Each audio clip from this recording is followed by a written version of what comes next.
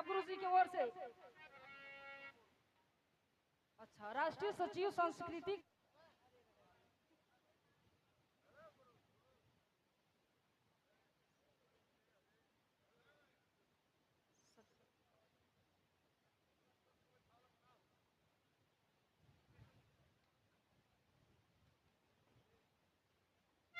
और बिहार के सम्राट गुरुजी आप दे करके कई हजार रुपए का पुरस्कार नहीं आशीर्वाद दिए हैं। चरणों में प्रणाम और सबके चरणों में एक ही स्वर में कोटि कोटि नमन प्रणाम करते हुए आशीर्वाद की मनोकामना है। आप लोग केवल आशीर्वाद दीजिएगा, रुपया पैसा दीजिए चाहे मत दीजिए। मैं पैसे के लिए नहीं आई हूँ, भले गरीब हूँ, लेकिन आप लोगों का आशीर्वाद चाहिए, हमें और कुछ नहीं चाहिए। बाबू आ जाइए मास्टर।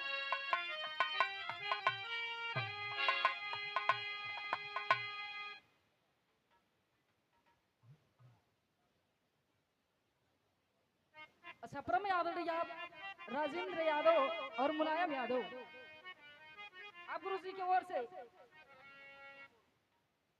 अच्छा राष्ट्रीय सचिव सांस्कृतिक प्रकोष्ठ समाजवादी पार्टी के जय भीम जय समाजवाद आपके चरणों में नमन। सरपंच भैया बाबू चाचा माता बहनों के एक ही स्वर में प्रणाम बा और कुछ गायिकाएं भी बैठी हुई हैं, आप सबको मैं प्रणाम करती हूँ।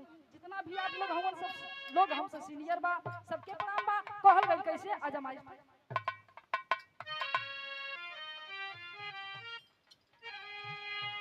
सतगुरु स्वामी दीन बंधु के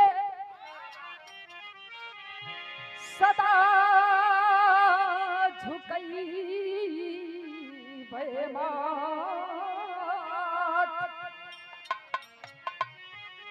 दुखिया ऊपर गया करा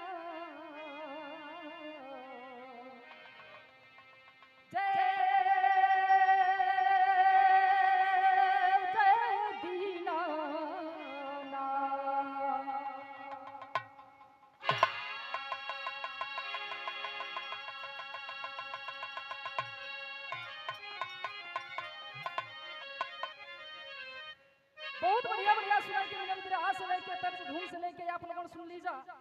और गुरु के विषय में एक लाइन गाई चाहिए, एक शब्द बोली चाहे जिंदगी भर हम नाम लेते रहे तबो कम हो। तो कहल गई एक लाइन कजरी बजा ली मास्टर।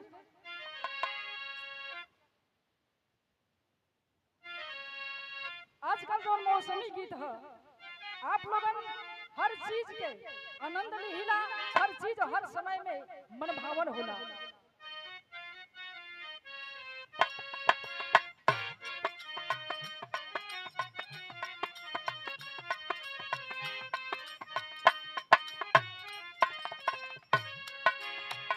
गुरुजी एकर लाई कुछ और हम बोल देता नहीं तनी सब बढ़ाइए के वजह है। हां बढ़ा ले और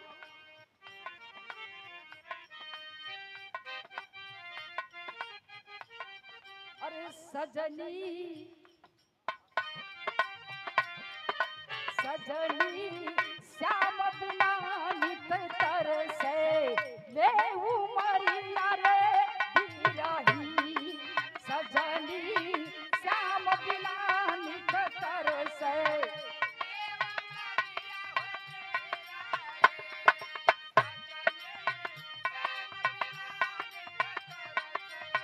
वे उमरिया रे।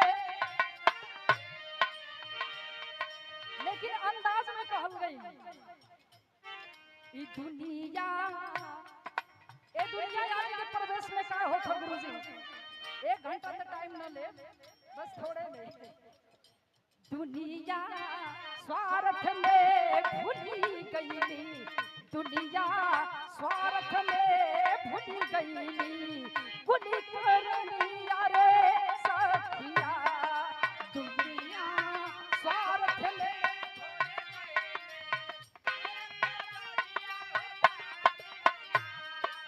दुनिया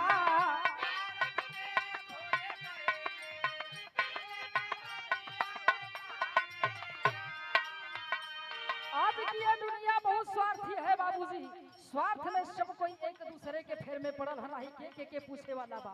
कहल गई पहली की कड़ी में कैसे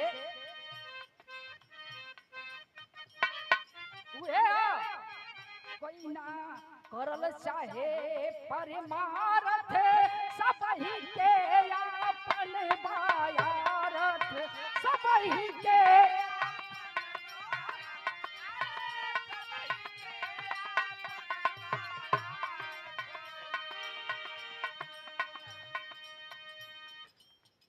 बिरहा के बहुत ही धुरंधर गायक कलाकार परम आदरणीय ज्ञानी यादव, अब गुरु जी की ओर से पुरस्कार नहीं आशीर्वाद देकर के सम्मानित किया गया।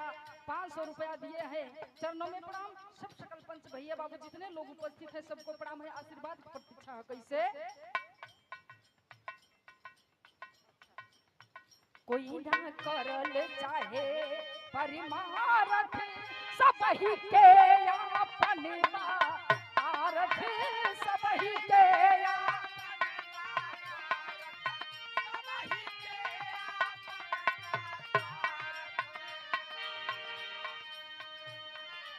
और ए दे करके 1000 रुपए का पुरस्कार नहीं आशीर्वाद परम आदरणीय परम सम्मानित राजेंद्र यादव उर्फ मुलायम प्रकोष्ठा अध्यक्ष समाजवादी पार्टी। अच्छा गुरु जी के मौसी के लड़का रे हम का जानी नहीं सही हो सब अपने जगह पे हर चीज शोभा देला गुरु जी, लेकिन अगर जगह से पूजा हो गई जगह हो गई अगर करिखा मतलब काजल लगा जाए आँखी में तो शोभा बढ़ जाए आँखी के, अगर कुछ जगह लगा दिया जाए तो करिखा हो जाए है ना। तो आप करके सम्मानित किए और गुरु जी की ओर से बहुत रुपया पुरस्कार ना गुरु जी आशीर्वाद देके सम्मानित करी। कई 1000 रुपया चरणों में प्रणाम बा। आशीर्वाद केवल आप लोगन देत रही अब दी चाहे मत ही पैसा रुपया हमके बहुत जरूरी हो ना गुरु जी कहल गई कैसे कोई ना करल चाहे परिमारथ सब ही के अपन आरथ सब ही के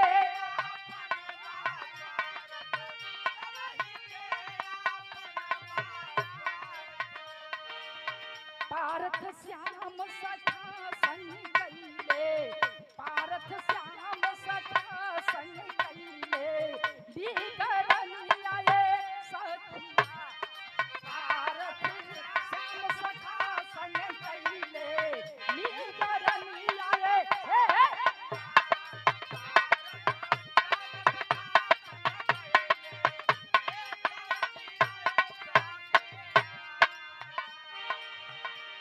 और कहना बा आजकल लोग का करत हैं बेटा बाप नहीं पहचाने बेटा बाप नहीं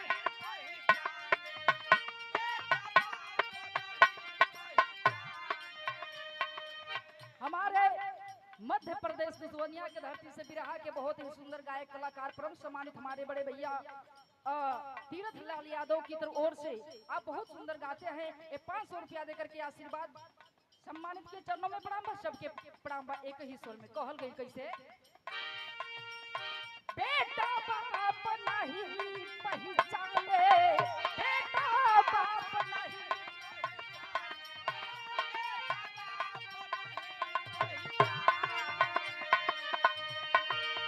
बिरहा के बहुत ही सुंदर गायक कलाकार जो छत्तीसगढ़ के बॉर्डर यानी बभनी के धरती से आकर के इस सम्मान दिए 1000 रुपया परम आदरणीय बिरहा के बहुत ही सुंदर गायक कलाकार आदरणीय